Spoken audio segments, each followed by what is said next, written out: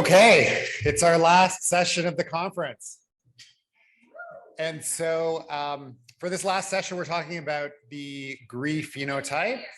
And we have speakers who are presenting. First two speakers, Dr. Tim Benke and Dr. Jennifer Bain, are going to talk about GRIN disorders. And then Dr. Allan Bayat is going to talk about GRIA disorders. So I want to welcome our first speaker, Dr. Tim Benke. Don't sit down. From Colorado Children's Hospital. Thanks, everybody. Yeah, I guess this session is what's between you and heading out, dinner. Thanks very much to the organizers for asking us to present today. And so I think I'm a bit of an overview of things, and I apologize to those that are speaking after that if there's some overlap as we go through this.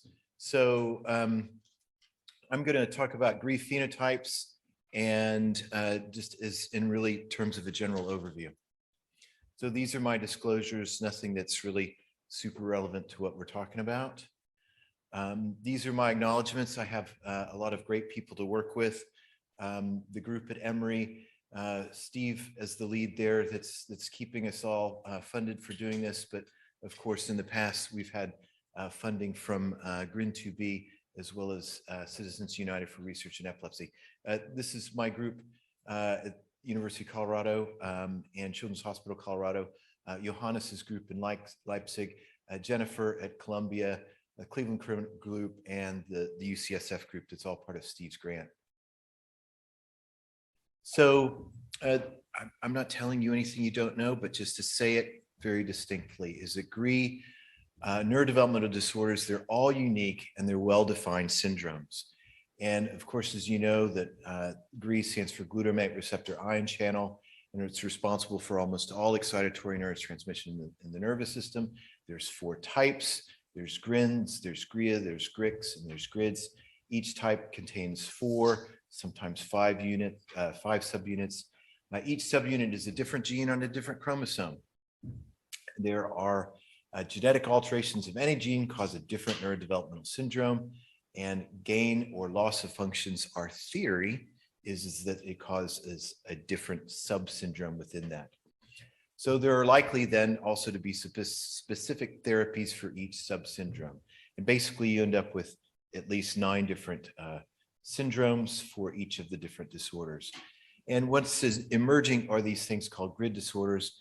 These are channels that don't necessarily form ion channels, but they're responsible for synaptic integrity. So GRI disorders, they're common neurodevelopmental disorders. We know from Johannes's work with regards to birth incidence that these are pretty common when you think about how they compare to other common neurodevelopmental syndromes like Rett syndrome or Dravet syndrome. And, you know, their clinical trials have been underway.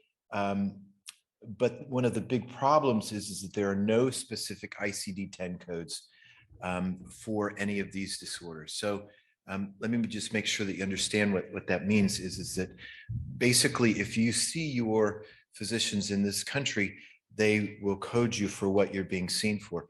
Did you know that if you go into the emergency room because you were on a scooter, one of those crazy scooters that you can rent all over the place, you fall off and you hit your head, there's a specific ICD-10 code for that.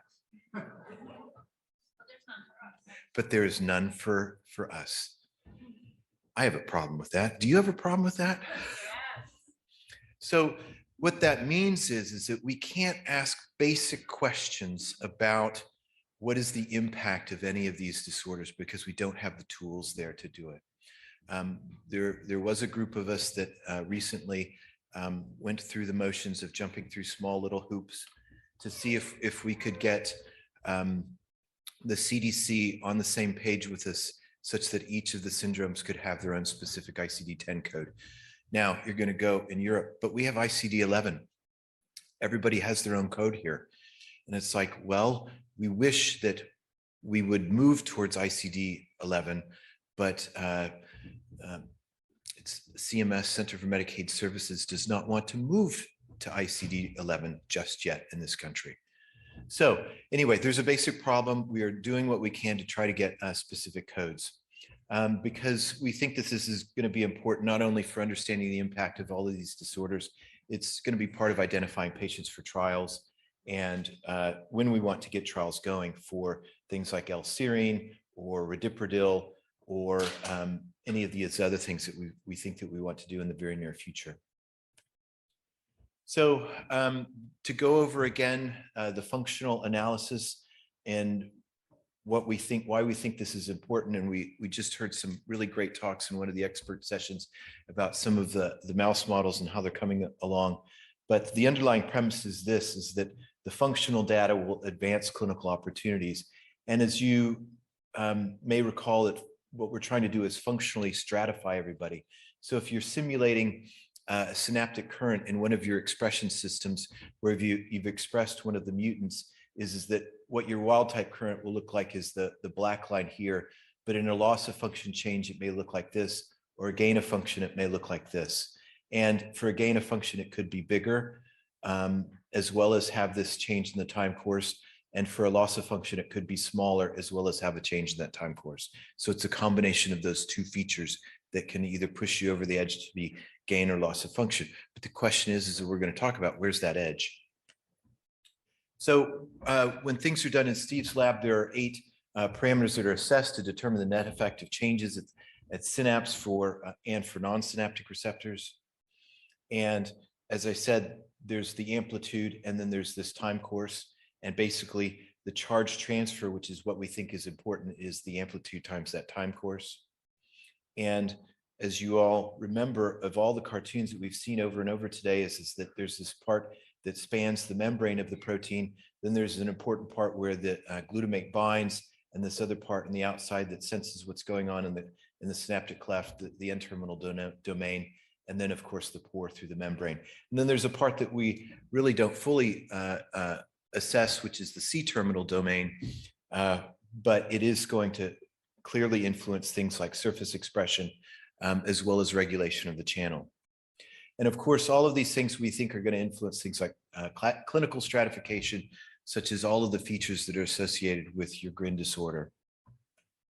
And one of the things that has been really important to us is to have harmonized data collection throughout the world, partnership with parent groups, and do this in longitudinal study. And this has been really fun to put this all together with Johannes Lemke in Leipzig and Jennifer at Columbia and Simons. So this is that classification of where we're trying to go, is that where is that gray line where you go from gain of function to loss of function, and how sure are we where we're going to put you? And so Steve has put together a nice initial stab at where we think this should be in terms of how we eventually ascribe to you your gain or loss of function. And so there are different categories. There's likely loss of function, possible loss of function, likely gain of function, possible loss of function. So this is that gray area, but it is all meant to be associated with specific changes in those aspects that are assessed in terms of those different features. And basically you end up with a summary where you're either likely loss or gain, possible loss or gain, no detectable effect. Things can be also often uncertain or complex. And then there is this likely loss of function with the star, which basically means that in the expression systems, it's so hard to get the channels to express themselves that we think that it's probably a loss of function. So it's important, again, I feel like I'm a broken record as I tell everybody over and over again, we really want you to join the registries if you haven't already, because this is how we're going to try to put this all together in the end. And there is a one-stop shop, which is through the GRIN portal. But basically for Dr. Lemke's group, if you're in Europe, Asia, Africa, or other, or if you're North, South America, or Australia, this is where you'll go for this. And again, if you remember that generally gets you where you need to be. So this is what the portal looks like. This is how it directs you where you should go. And so what do we know so far? Now, there's been some nice, several nice papers where Dr. Lemke's group has put things together. And there was a recent review that we went through the different syndromes, but basically to be very, very general, and this is what we put together to describe and make our case to the CDC, is that each syndrome was unique and needed its own code. Was we said that these are things that vary by the syndrome: developmental delay, intellectual disability, autism, speech issues, gross motor, fine motor, seizures or not, or dystonia or not, storms or not, but there are specifics to each syndrome. GRIN1, the symptoms are present in infancy with severe developmental delays in epilepsy. We know this is, again, it was a generalization. This isn't true for everybody. GRIN2B, present in infancy with variable, less severe developmental delays, less frequent epilepsy, sometimes brain malformations. GRIN2A, present with distinct forms of epilepsy and language disorders of childhood. And finally, GRIN2D, present with medically refractory epilepsy in the newborn period, less than a month. And I put this in italics because I think Jen's going to talk to you more about GRIN2Bs. GRID disorders, for a long time, these were thought to be generally autosomal recessive disorders. That is, you have both alleles that are affected, and these were nonsense whole and partial gene deletions. And there was a specific syndrome associated with that. It was called spinocerebellar ataxia type 18. And these were the features associated with that. But now it's been seen that there are missense variants that cause a gain of function within just one of the GRID alleles. And these are emerging phenotypes. GRID1, really there's more to be done here, but for GRID2, there is a phenotype associated with ataxia, cerebellar atrophy, and developmental delay. And there's a paper in process from Steve's group to look at that more. So where are we in terms of collecting things at the University of Colorado? So just to give you where we are is that we've got 52 GRIN1s, 42 GRIN2As, 75 GRIN2Bs, 7 GRIN2Ds, 3 GRIN3Bs, 1 GRID, 2 GRIAs, 1 GRIA2, 3 GRIA3s, and no GRICs yet. This is how they kind of break down in terms of the missense and nonsense. We've got a handful of deletions or duplications, and these are the ones that have functional analysis. Now, of course, there are a lot more functional analyses that are done on patients. Steve, you were saying it's like 650, but these are just the ones that overlap with our group. And thank you. We now have 17 follow-up questionnaires returned. So that's good. Thank you for answering those emails and turning the follow-up questionnaires.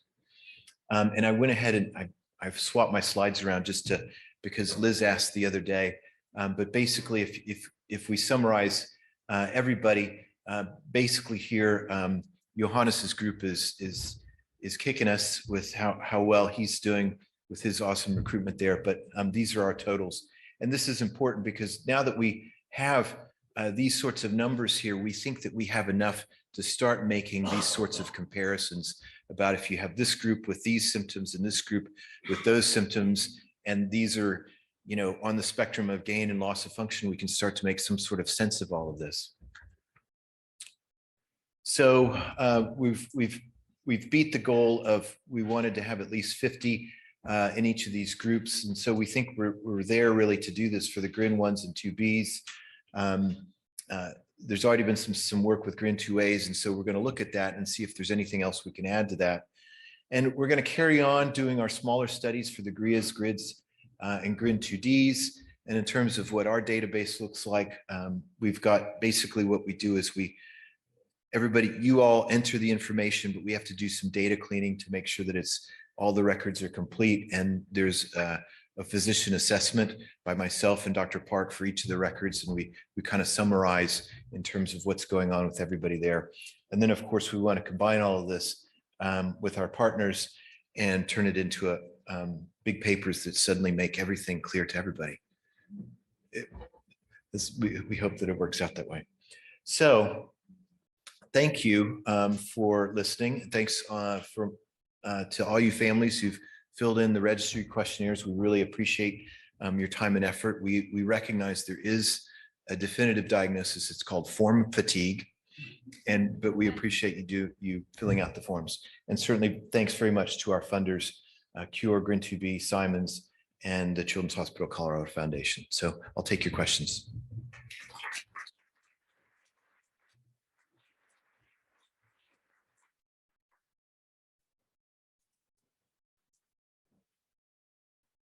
Clear as mud. Excellent. Yeah, thanks. Very nice. I just wondered the prevalence of patients that you showed based on the 2020 data, presumably. Is there a plan to update that based on 2023? Because the numbers that you had in your list didn't seem to quite match with the prevalence from that 2020 study. Is there an updated list? Or? I'm going to make Johannes answer that question, please, sir. Thank you, sir. Yeah, hi. So the numbers of the prevalences are estimates. There was a publication from Dennis Lau who calculated the estimates of potential prevalences for all human disorders, actually. And I wrote a commentary on this. I was invited to write a commentary on this article, and I used this algorithm from Dennis to calculate this exactly. What would it look like for GRIN 1 to A to B and so on? So this is hypothetical prevalences. That's not real life world data. So, yeah. As Jen was murmuring, if we had ICD-10, it would be so much easier to do this. All right, thank you. Oh, no, one more. Go. Well, just on that issue, I mean, is that something as a layman that we should be writing to our senator about? I mean, I don't know what the political situation is or how that works at all. You said you've been petitioning for it to the CDC. Well, is that something that we need to deal with and think about? You know, this is one of the reasons why you have CURE GRIN and GRIN2B is that this is, you know, something that Keith and CURE GRI has been working on to. I mean, we've worked with Combined Brain as part of our petition. That's, you know, Keith pulled me in to do the presentation for this, but along with a number of other disorders, when we recently had this phone call with people from the CDC to do this. So, you know, I think that's a good question. Do we need to have this huge, massive pile of signed papers that show up on this person at the CDC's doorstep? I don't know, but we're trying to figure out what's the best way to move them forward. We are having a barrier with the people that we think that should be supporting us in this regard. For some goofy reason, the American Academy of Pediatrics, the American Academy of Neurology, the Child Neurology Society feel that clicking on something and pulling in a drop-down list is too much work for a physician. I mean, I'm overburdened. I've got a lot of work to do, but it's okay, I think, for all of us as physicians to do this and code people correctly. It's just the right thing to do. But we're getting some pushback, unfortunately, from our parent organizations.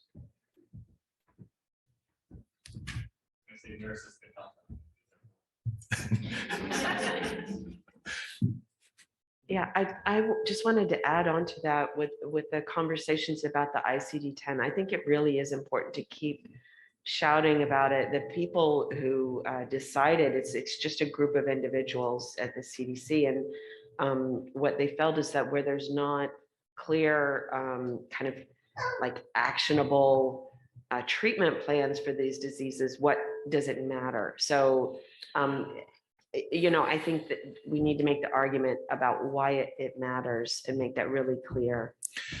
Yeah, that was part of the discussion that we had on this presentation over a couple of days with them, is to tell them why it mattered, and such that they would realize, you know, it is important. And the arguments that I made to them on the phone, because I was getting pushback from somebody at the American Academy of Pediatrics, who is an emergency room physician. So I put it into his language. I said, you have a patient that comes into the emergency room, they have a GRI disorder, and you want to give them ketamine for the procedure that you're about to do. That is a common thing that they would do. And I tried my best to put it in something that he could understand. And, you know, anyway, we're still where we're at.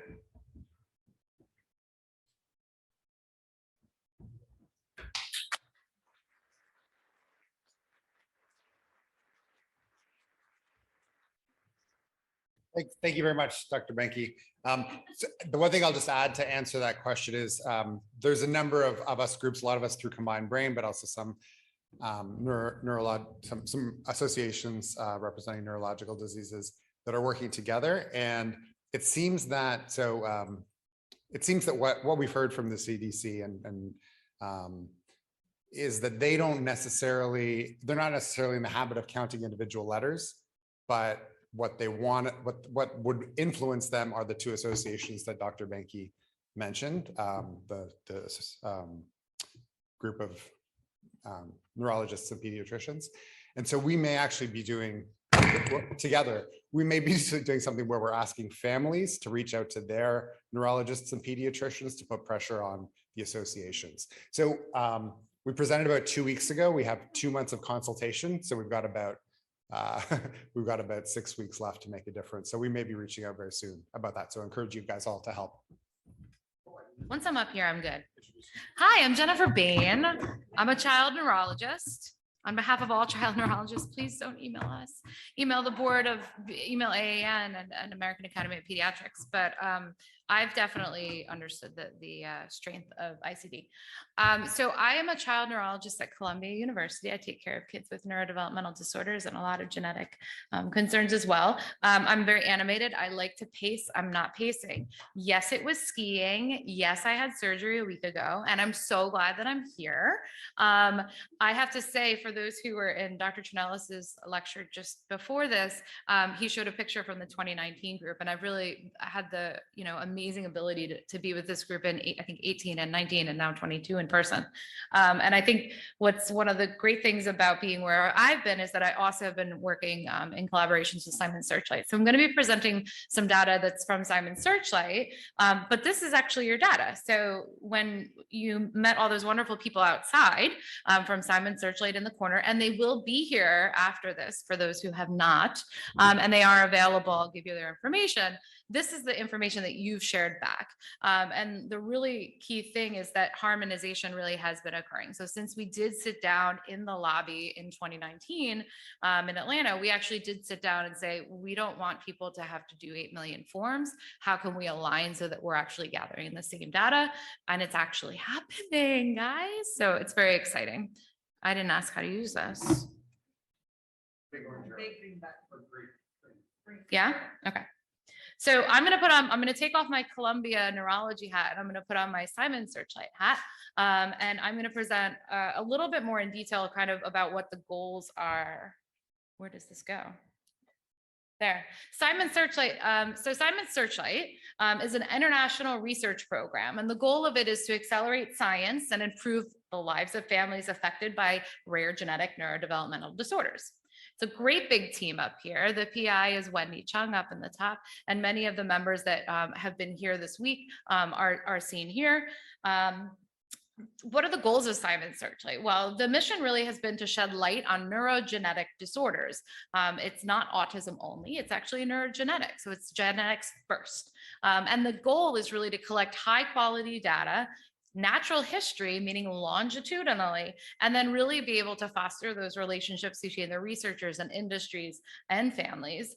What they do, for those who have not been introduced to Simon Searchlight, is collect detailed medical information, behavioral histories from validated measures that maybe you've actually encountered at school and psychologists. They also collect and facilitate biospecimen collection. I take all that information, we put it all together. We have some amazing team members that put it back, and then guess what? We share it back. And so that's what we're going to do today. And I'm really thrilled because when I first presented to the GRIN 2B group, we didn't have the numbers we have today. And I really hope that I can keep coming back here, and the numbers that we're seeing grow from GRIN 2B will start kind of happening with your other groups as well. The data is freely shareable with qualified researchers and the samples as well. And so the goal really is to connect these research participants and the researchers and get us all in the same room so we can talk about paroxysmal sympathetic hyperactivity and the models that we have available in your toolkit that you guys are contributing to. And obviously the goal of this is really to promote better understanding of all these genetic changes. So Simons Foundation is kind of the overarching. Safari is the Simons Foundation for Autism Research Initiative. There are different parts, different projects, but they're kind of all related in a continuum. So on the left, you can see we have a project that's the newest. It's called Spark. This comes from the diagnosis first. If you have a diagnosis of autism, you can participate and have genetic testing from that perspective. If they find a genetic reason that's contributing to your autism risk, then you get funneled into Simons Searchlight. This is a genes first approach. So you don't have to have an autism diagnosis. We're talking about neurodevelopmental phenotypes, intellectual disability, global developmental delay, epilepsy, etc. And so these are individuals who have a genetic diagnosis first, and we're trying to go back and figure out how does the phenotype kind of match up.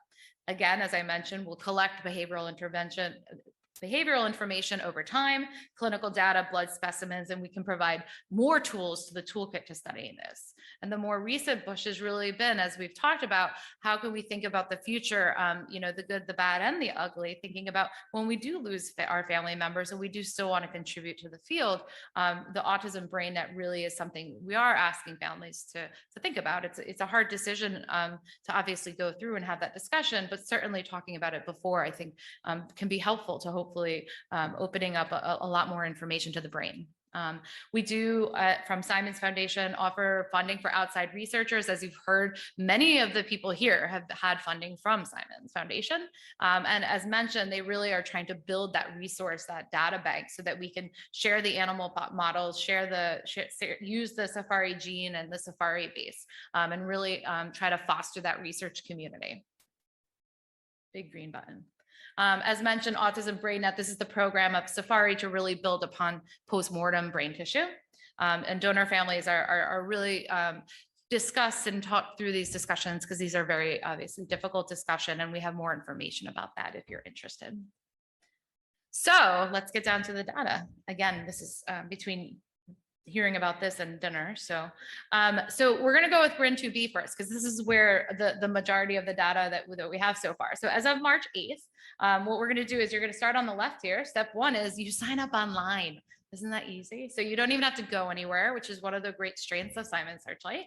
You provide your genetic lab report. We want to make sure that people who are participating really actually do have the genetic disorder. It will be reviewed by your genetic counselor team.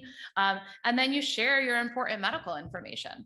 Surveys are provided initially and then as longitudinally as well. You have the opportunity, if you so please, to provide a blood sample if you're interested. And we'll talk about some of the people who have done that. And then really, again, what happens when our kid grows up? Well, that's the point of doing something like this. We really want to know and have that information as people are getting older. Simons Searchlight's now 11 years, I believe. Are we at 11? 11? Yeah, 11 years. So, we're getting a lot of data longitudinally, which is really helpful. And so if we look at GRIN 2B, clap. GRIN 2B, awesome job. This is really amazing, right? So when I first came here, these were like just in the double digits. So 137 have signed up, 105 have confirmed their genetic reports, 84 have shared their medical history, standardized medical histories, 95 have filled out surveys. We have 30 who have provided samples. So this is really great. This is a lot of strength in numbers. And I think the goal is to take this and combine it with all these other great registries and really kind of not double up on the work you have to do, but really kind of gain some information that we can contribute to the field as a whole. So here's where we are with the others, okay? So GRIN 1A is the top here. So we have 15 individuals, GRIN 2A, we have 18 individuals, and 2D is 3. And I think the GRICs we got to work on, all right? So keep doing it. I'm telling you, if I come back in a couple of years, I want all those numbers all up in the hundreds, okay? We need to show the numbers. And this is probably going to give us more information since we don't have ICD-9 and 10 and 11 coding. What do we collect? Well, at minimum, we're really aiming, we need a lab result to say what you have. And then we really need medical history, kind of information about your clinical picture, your clinical phenotype. And then we do take information such as medications. And then there's a whole slew of other online surveys that we're really trying to kind of, we allow everybody the opportunity to participate in them as much or as little as you're able to. And then specific kind of questions or questionnaires could be pushed out depending on what the community and researchers might be interested in.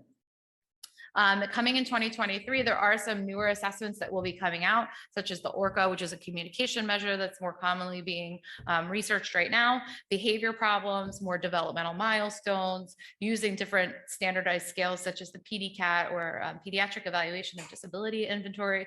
And there's been a really great interest in collecting all the EEG raw data. And so, you know, I think you can think about all these great things that you can contribute. You've already had these things done, and how can we contribute that back? So this is what a participant dashboard looks like. And so it's pretty simple. It shows a check mark when you did something. So you get registered, you consent. Everybody in the family can consent if they want to participate. We're not enrolling just the child, we're enrolling the family or whoever is interested and available. And it kind of goes through exactly what you need to do.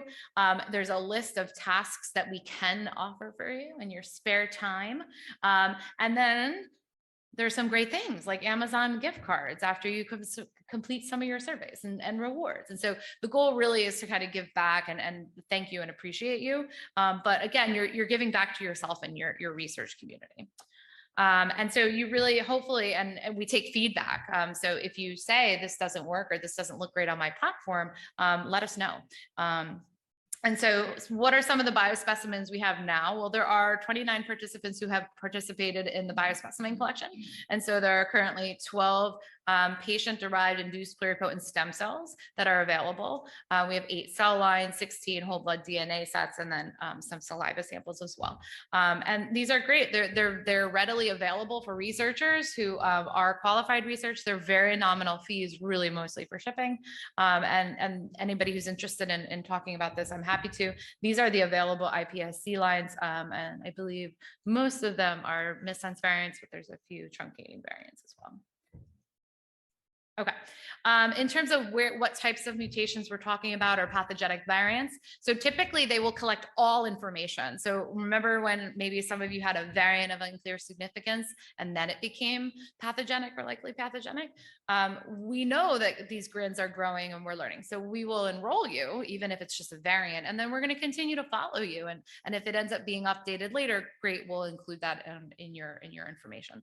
The majority are missense variants, as you can see here. So here's the gene. Here's like a nice little schematic. And each one of these lollipops represents a person at a specific location. I like to call them typos, right? So the red ones are typos. And then up here is the specific locations of each of those variants. I'm not going to go through them. There are a few frameshift nonsense variants and some splice site variants and some deletions that were not shown here. If you want more information on this, we're happy to share that. In terms of medical data, so here's where we come into the powerful information. You know, we really aim to kind of collect high quality information based on caregiver report.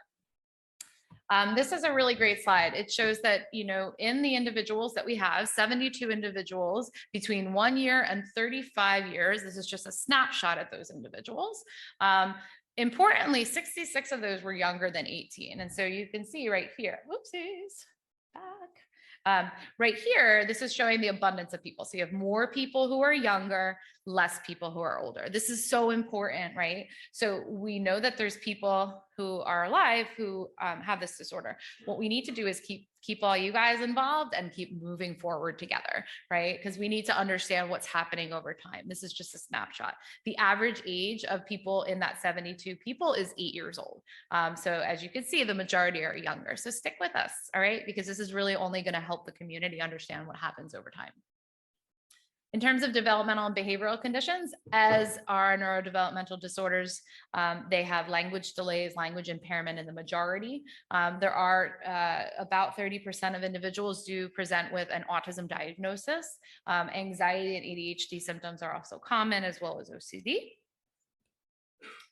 Neurologically, I'm a neurologist, so many children get diagnosed with hypotonia or low muscle tone, and then we collect information on other different diagnoses that you might see with your loved one. Coordination problems for sure, cortical visual impairment as well. Seizures are not big, you know, and I think we've shown this within the GRIN2B community. It's not a large epilepsy phenotype, but there are different types of seizures that are seen in these groups. So 72 individuals provided information about this. And in terms of looking at those 30 people who did provide information a little bit more about their baseline seizure, the seizure onset was anywhere from the first month of life to 7 years of age. The average age of first seizure in this group was 2 years of age. And about half of them ended up having to take medication to control their seizures. And about 3/4 still do continue to take medication for their seizures. 17%, meaning 5 of these individuals had a seizure. They actually were able to control them. And it did take about 4 years for that to happen. And it could take a little bit longer. There are vision common problems that we see across the group, such as strabismus or cross-eyed or lazy eyes.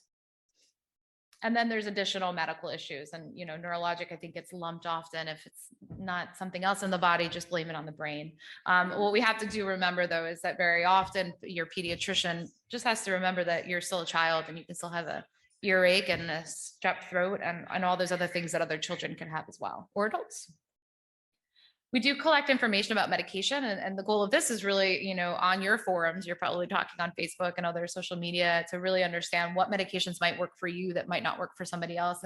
And this can be really helpful. And so, I think the majority of the medications that we're seeing is related to sleep and gastrointestinal issues.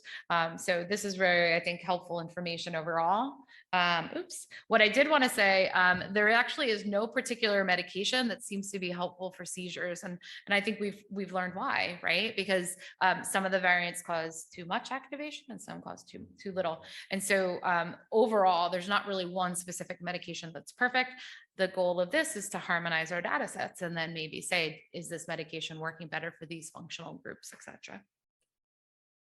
The Vineland Adaptive Behavior Scale is something that's, it's a long kind of tedious questionnaire, but it's very helpful. It's a caregiver report that gives information about the adaptive skills.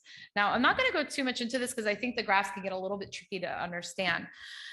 I know it's really busy, but it's actually quite, it's quite helpful. I think people understand where their children are. And the goal really is to provide information back about, well, what's going to happen as people get older. So this is what we call cross-sectional. So if we looked at all the individuals, so here we're looking at 45 individuals with GRIN 2B at this point in time. And so each one of these little blue dots is a person with GRIN 2B. On the bottom is their actual age. So this person is actually 17 years old. These people are actually 1 or 2 years old.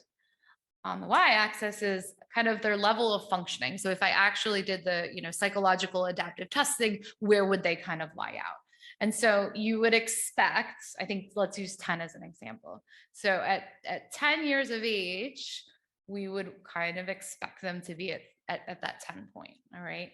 And if we draw a line of all the individuals with GRIN 2B, we see that they're behind where they're supposed to be. And we know that because that's kind of how we got here. But people do want to know what's going to happen to my child as they get older. Now, this is cross-sectional, meaning I'm just looking at them now. I haven't taken those people and watched them over time. That's the goal, hopefully, of all of these data sets, is to follow them over time. Yes. Oh, that's my 5-minute mark. I think I have like 2 more slides, so we're good. So for example, I'll just give some nice little highlights. So this is a child who's 4 years old, and at the 4 years age, they're about 2.5 years of age in terms of their level of speech, okay? And this dotted line down here is kind of that at around 1 year old, we typically expect somebody to have single words. Does that make sense for everybody? We'll kind of go through a few of these. This is looking at personal care skills. So how well do individuals take care of themselves? Same situation where the blue dots each represent a person. On the bottom is their actual age. On the y-axis up here is their level of functioning age. So the first dotted line down here around 2 is a typical milestone that we would see, is that somebody can feed themselves, not nicely, but they can feed themselves with a fork and a spoon, right? And then at 4 years of age, we think that that child should be able to kind of dress themselves. So what we're seeing here is that typically around 6 years old, we're more kind of seeing, if we look at the group as a whole, they're able to kind of feed themselves. Up here, typically around that 16, 17-year-old, we're starting to see skills that are higher, such as dressing themselves, okay? This is expressive language development. So this is looking at the speech. We just did that. going the wrong direction, personal scale care, and then social development. Okay, so I think this is the last one. And so similar trend, and you guys are becoming experts in this, the actual age and their level of functioning. So the bottom dotted line is an example of making eye contact. And then the 2-year-old mark is more showing interest in friends. And so for here, again, you have a lower kind of age. So around that 6 years of age is starting when we're starting to make those eye contact and engage in those social relationships. Gross motor skills is a little bit stronger. And so the bottom line is when we're walking without help, typically that's around 1 year old. In the GRIN 2B group, we're seeing that happen more around 3. In terms of hopping and jumping, we typically see that around 3. And in this group, we're seeing that more around 11 or 12. Okay. So that's just an example of the kind of data that they're collecting and kind of at a cross snapshot. And then hopefully as they're getting older, we're kind of going to be able to make some more real longitudinal comparisons between the groups. The CBCL is another checklist that we look at different types of behaviors. And just in summary, for the younger kiddos, so this is 28 individuals who are 1.5 to 5. Really, some of the noted behavioral concerns or challenges are hyperactive behaviors, chewing on non-food items. We sometimes call that pica, desiring frequent attention-seeking behavior, and difficulty waiting a turn. And then in the older individuals, in the 16 to 18-year-old, we're talking more about frequently being distracted, some obsessions, more frequent attention, and kind of hyperactive behaviors. And so in summary, and I promise we're done, some of the more common issues that we're seeing reported by caregivers are low muscle tone or hypotonia, language delays, eye problems like strabismus, and GI issues. And some of the other issues that certainly is being noted in the group is autism, other vision problems, seizures, scoliosis, and attention deficit problems such as ADHD. So thank you very much. Again, I want to say clap for you guys because the GRIN 2B group did that. And I implore you to keep moving those data sets up. Questions?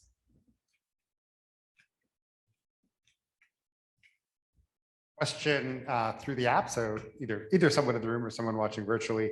Actually, 2 questions that are similar.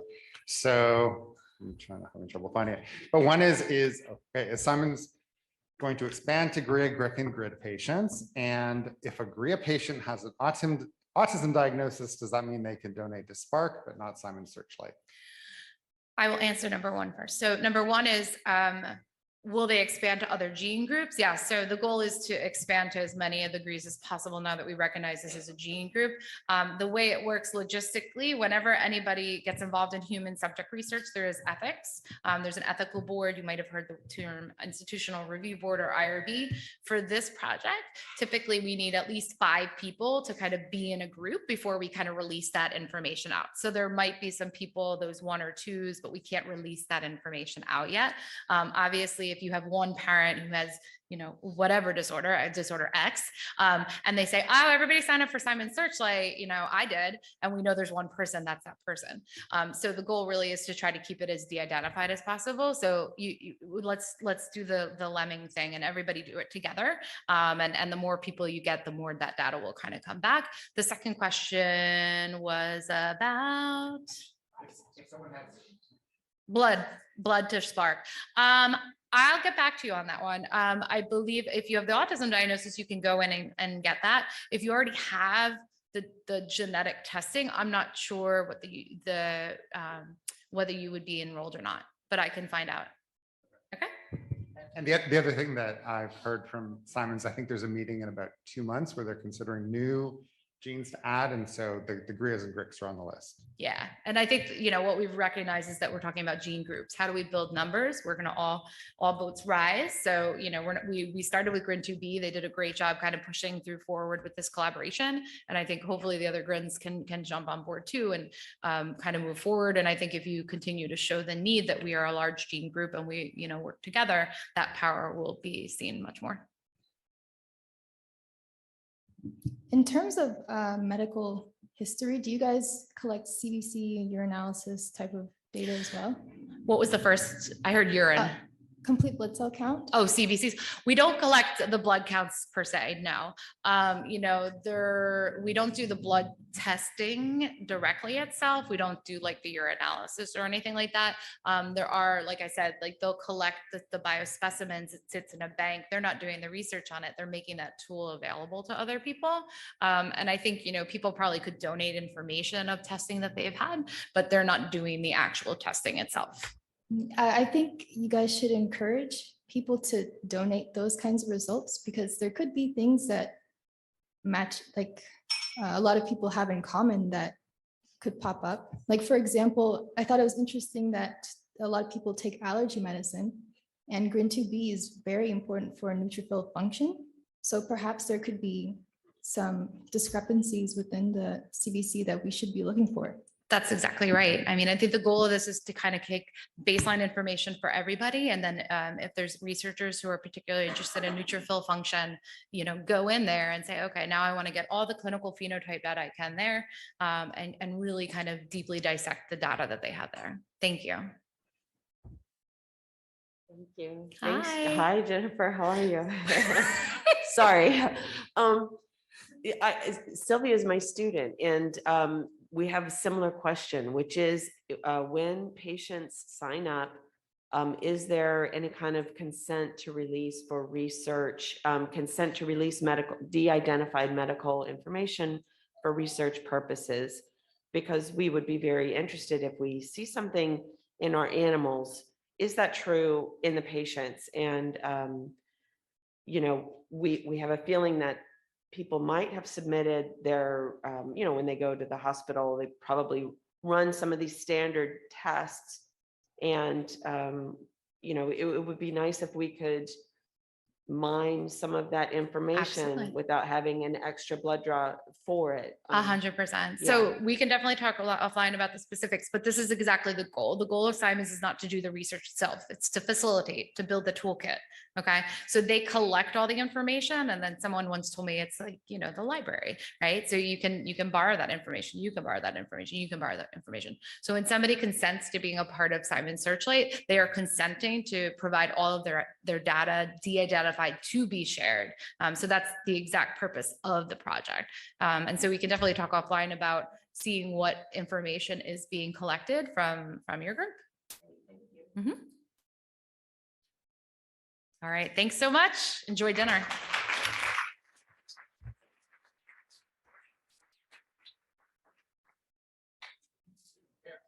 Wrapping things up, we have a virtual presentation from Dr. Allan Bayat on GRIAs.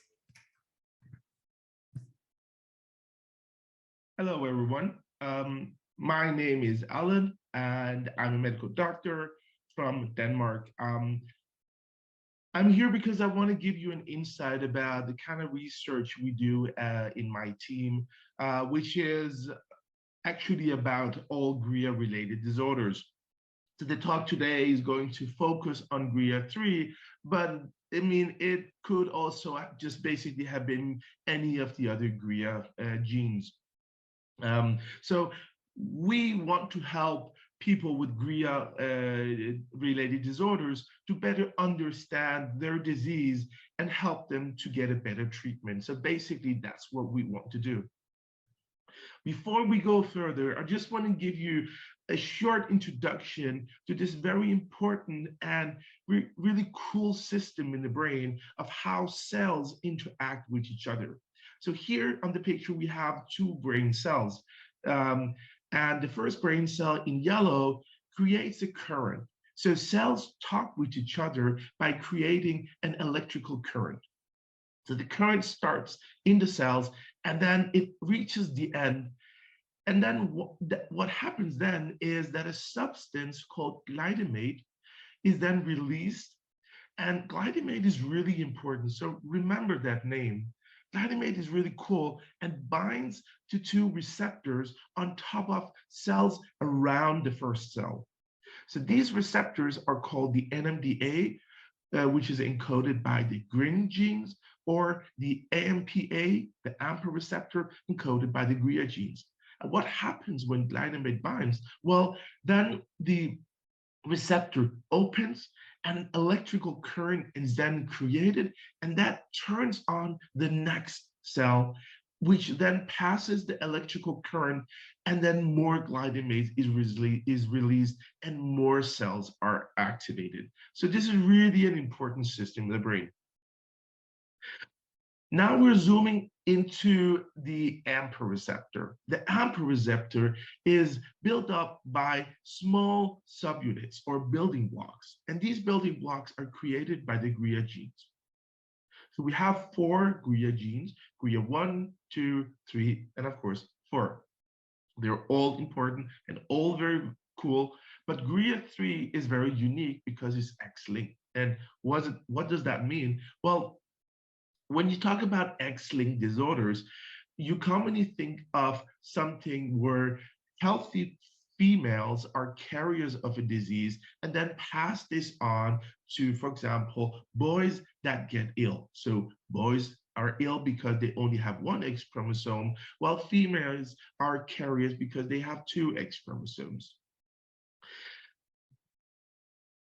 The question is, why is research in GRIA important?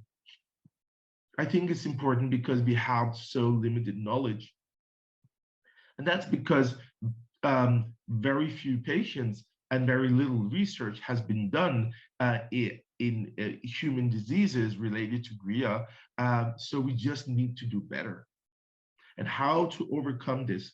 Well, we have envisioned a project where we start collecting a lot of clinical information, preferably as much as possible, from patients that have or could have a GRIA-related disorder.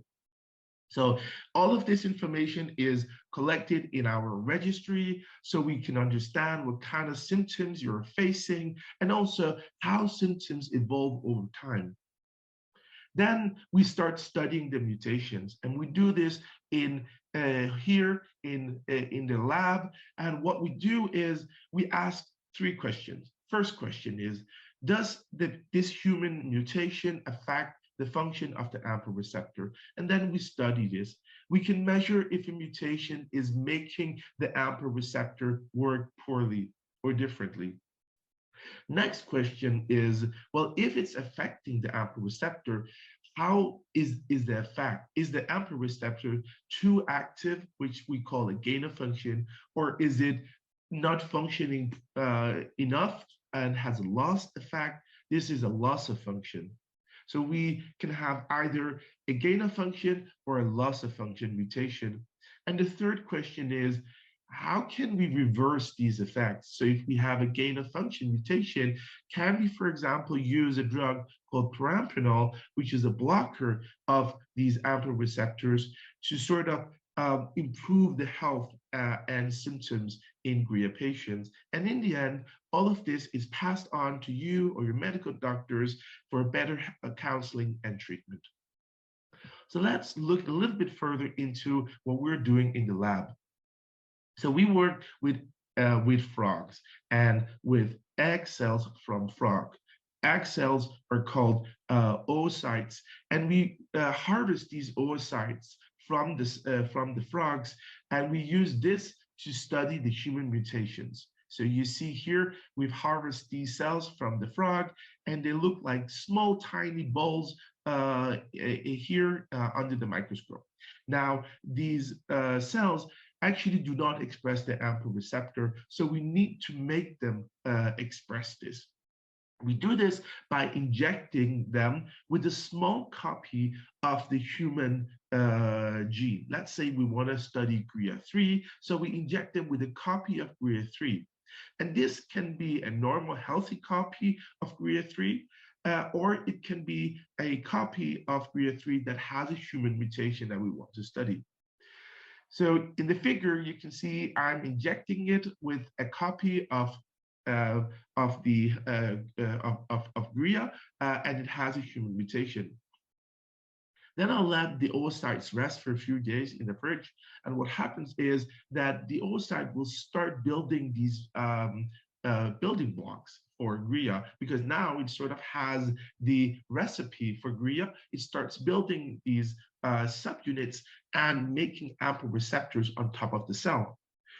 After 3 or 4 days, we take out the oocytes, put it here in a barrel, we stick 2 needles within it, and then we pour different chemicals on top of it, and we can then measure how the AMPA receptor is functioning, which is pretty cool and fairly easy to do. Every time you do research, you need a control. So here we've taken an oocyte, we've injected it with the normal functioning copy of, let's say, GRIA3. So the AMPA receptors here in the cell are working just as they should in healthy patients. And what happens is that we add increasing concentration of glytamate. As you see, the numbers are increasing, meaning that you're pouring more and more glytamate on top of the oocyte. And as you remember, glytamate activates the receptor, it opens it, and you see that the more glytamate you pour, the bigger current you get. So this is like the control, and we compare it with other results from the human mutations, and I'll show you this later. So let's get back to the patients. So we have at least 25 patients with GRIA-related disorders, 14 males and 11 females. And this is mind-blowing because now we're showing that a lot of females can actually be affected. That's really cool, I think. And of course, also important for counseling. The majority of patients are, of course, children. So the average age is about 10. Some are much younger and some are older. As you see, there's some adults in their 30s. All have global developmental problems, but it ranges from mild to severe. So let's have a look at the mild spectrum. I've listed some of the symptoms here. Often the early milestones are normal, but then around infancy, you start seeing problems with development. Often patients learn to walk, but the gait is unsteady. Some have epilepsy, most do not, but in terms of treatment of seizures, it's quite easy and patients do become seizure-free. This is the worst part of the spectrum, where patients unfortunately are affected immediately at birth. They're very stiff and cannot relax their muscles, so that really hinders development. They cannot feed and are depending on a feeding tube. They have no or limited eye contact. They don't really develop and have epilepsy starting very, very early in life, and it's really difficult to treat it. Here I'm showing you 2 girls that have mutations in GRIA causing the AMPA receptor to be very overactive. So 2 gain-of-function mutations. The small baby has a strong gain-of-function, and the bigger girl, the infant, has a less strong. And what you can appreciate is how stiff they are. You can see that the baby has a feeding tube.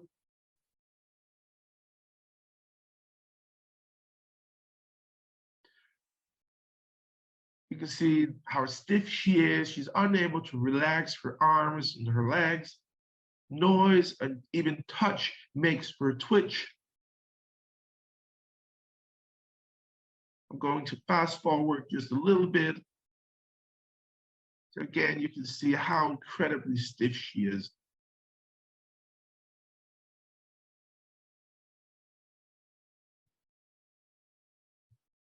This young girl over here also has stiffness.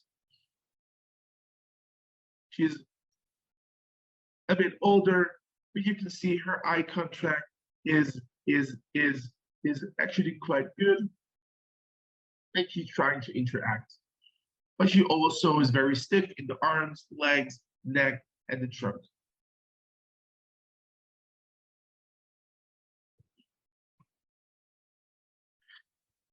Patients often have behavioral or psychiatric problems in terms of behavior. It can be that they can be very sensitive, very anxious, but often those with loss of function mutations are aggressive and have a short temper.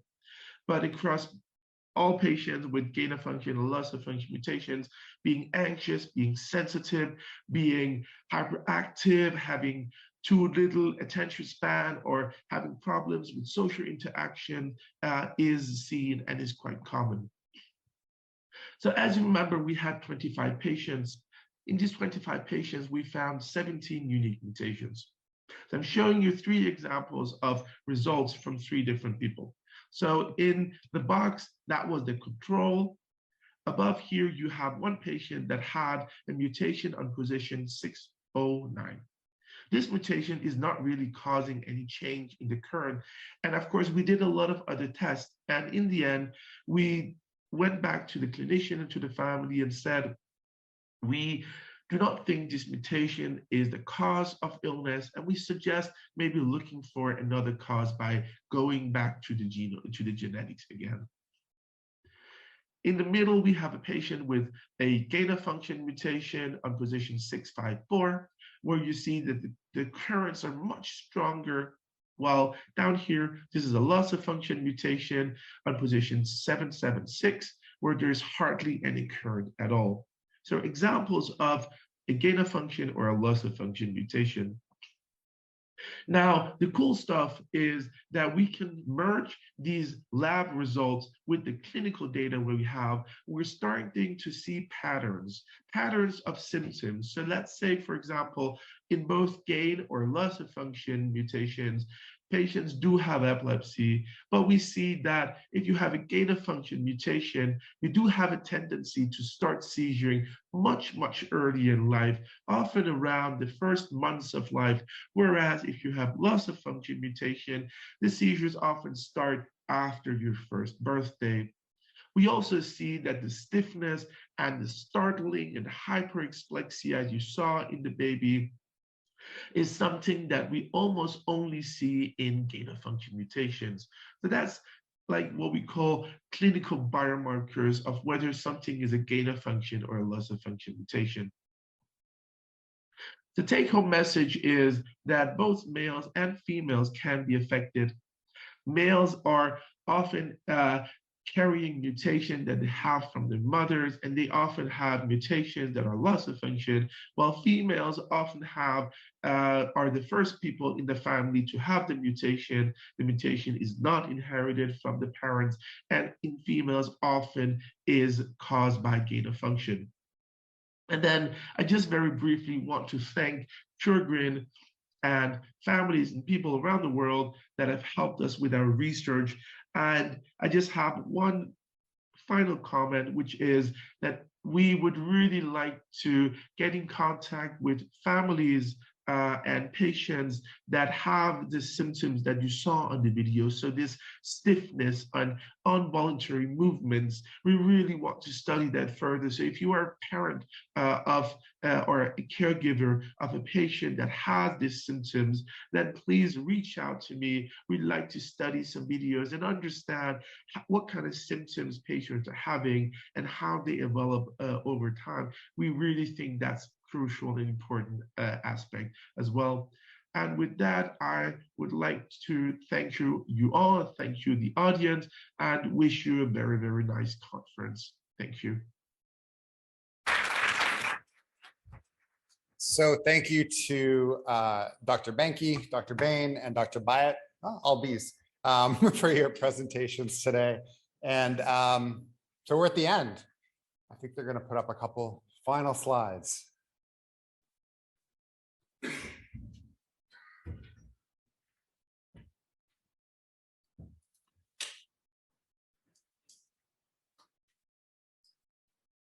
Did you guys have a good time? Did you learn stuff? Was this worthwhile? Good. Oh, it's okay, because the other session's coming in now. We're just waiting for the slides. You guys are going to have high expectations now, but these are not great slides. I'm just telling you, like, what we're waiting for maybe isn't worth it.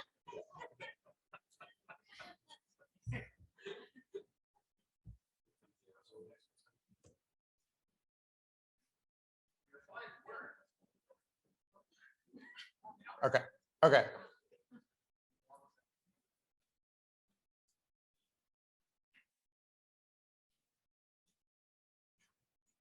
So it's okay. We'll go without the slides.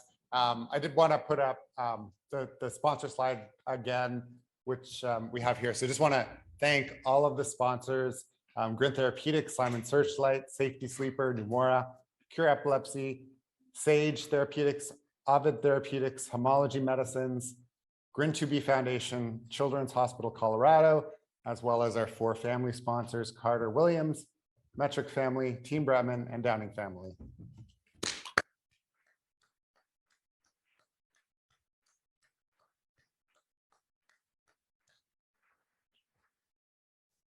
Was there one before that?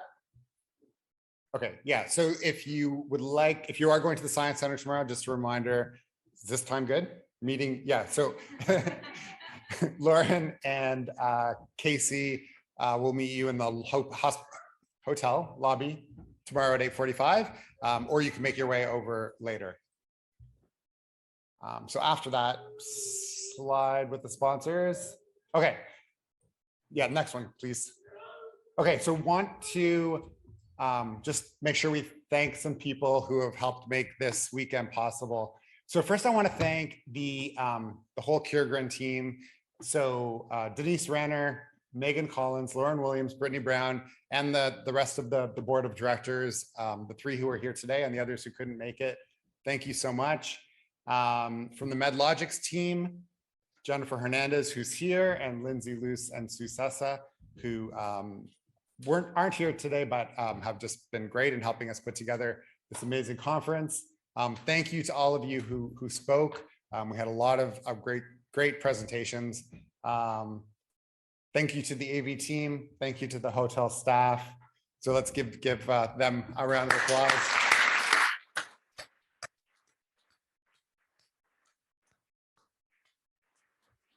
And finally, I just want to call up 2 people in particular. So if Lauren and Megan could come up for a moment.